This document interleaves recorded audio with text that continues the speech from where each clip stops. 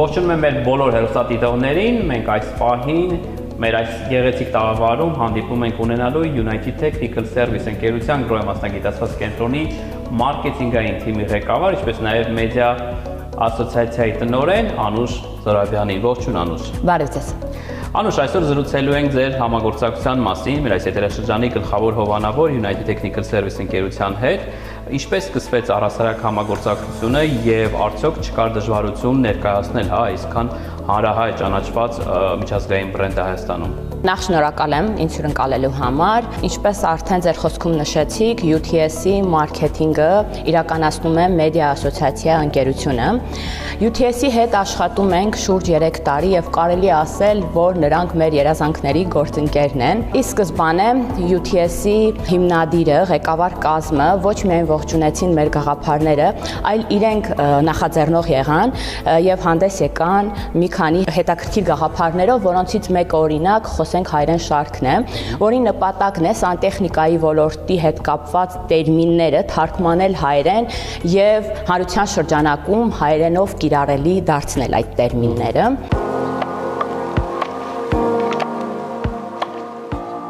Կրան, հայերեն ծորակ։ Խոսենք հայերեն։ Սմիսիջիլ, հայերեն խառնիչ։ Խոսենք հայերեն։ UTS-ի հետ մեր համագործակցությունը, ինչպես արդեն նշեցի, հրաշալի է։ UTS-ն ունի շատ բարձր սոցիալական պատասխանատվություն ոչ միայն իր սպառողի հանդեպ, այլ այն լսարանի, որը գուցե վաղը դառնա իր սպառողը կամ այդպես էլ չդառնա իր սպառողը։ Մեր համատեղ աշխատանքի նպատակը ոչ միայն վաճառքն է, այլ գիտակցված ընտրությունը խրախուսելը, այլ ինչ որ բան սովորեցնելը, ինչ որ արժեք թողնելը, ոչ թե համոզելը։ Անուշ, նայեք, իրականում երբ տեսնում եմ տեսանյութերը, կապված United Technical Service ընկերության, մասնավորապես գրոհի մասնագիտացված կենտրոնի հետ, նկատվում է շատ հետաքրքիր ձեռագիր, շատ տարբերվող, որը մինչ այդ չեմ հանդիպել հայկական մարքեթինգային շուկայում։ Հետաքրքիր է ում գաղափարներն են սրանք, հենց պատվիրատուի թե ձեր։ Կան գաղափարներ, որը հիմնադրինն է եւ շատ ողջունելի գաղափարներ են։ Դե եկեք ողջունենք պարոն Ամբարյանին։ Այո, այո։ Մեր ամենաջեր ողջունները։ Այո, այո։ Եվ կան գաղափարներ, որը մարքեթինգային թիմին է, մերն է։ Այստեղ մի կարևոր եւ առանցքային բան կա, որ գաղափարները երկկողմանի ողջունվում են եւ իրականացվում են, այսպես ասեմ, քննարկվում են եւ իրականացվում են։ Թիմը համատեղ աշխատելու արդյունքում մենք չնայած մի շարք գաղափարների առաջնահերթ տեղ ենք տալիս, բայց նաեւ մեծ նշանակություն ենք տալիս ճկունությանը։ Թրենդների մասով կցանկանամ նշել, ինչ որ չափով նաեւ թրենդներին, ճիշտ է, չեն գնում կարճաժամկետ լուծումների ետևից, բայց մենք հիմա չենք կարող անտեսել, օրինակ սոցհարթակները, օրինակ մետան, որը անընդհատ գործիքակազմ է փոխում։ Մեր թիմը ուսումնասիրում է, մոնիթորինգ է անում եւ մեր բովանդակությունը մենք հարմարեցնում ենք նաեւ այսպես ասած գործիքակազմին,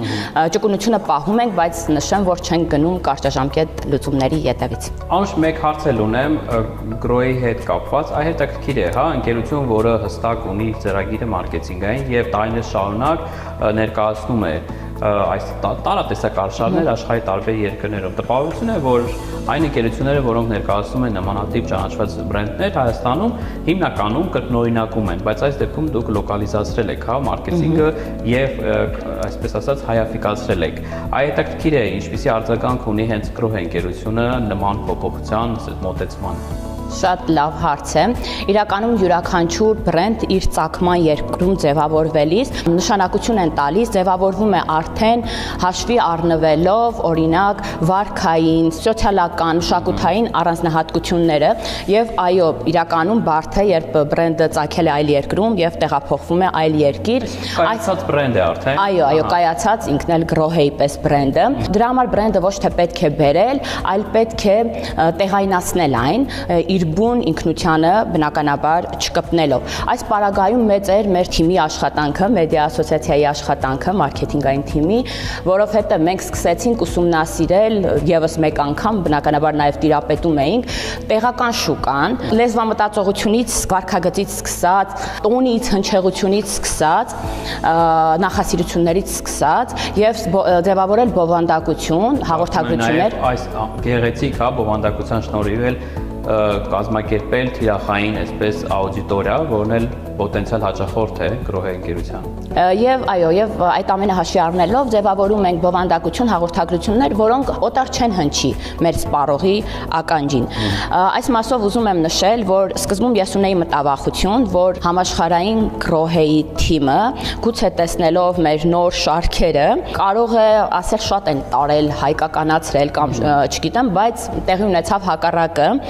Մենք ստացանք առաջարկ, որ այդ շարքերը թարգմանվեն նաև անգլերեն եւ ռուսերեն։ Այո, խրախուսվեցին եւ շատ սոլիդար գտնվեցին նաև լեզվի հայերեն լեզվի նկատմամբ, այո։ Անուշ, շատ շնորհակալ եմ, շատ հետաքրքիր զրույց էր։